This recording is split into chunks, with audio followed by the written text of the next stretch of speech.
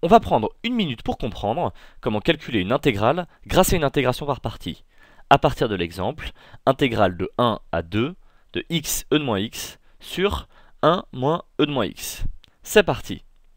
Ici, l'énoncé précise que l'on doit l'exprimer en fonction de l'intégrale grand J.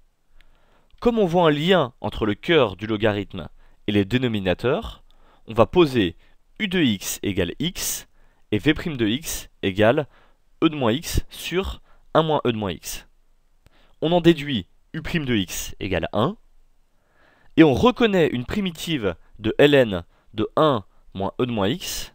On pose ainsi v de x égale ln de 1 moins e de moins x.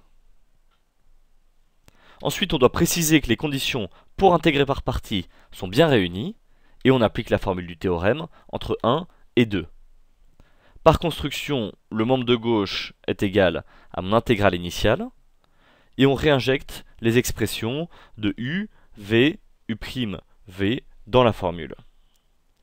Il nous reste à calculer la valeur en 2 moins la valeur en 1 de mon premier membre, le tout moins l'intégrale résiduelle qui vaut j, et on ne peut pas simplifier davantage.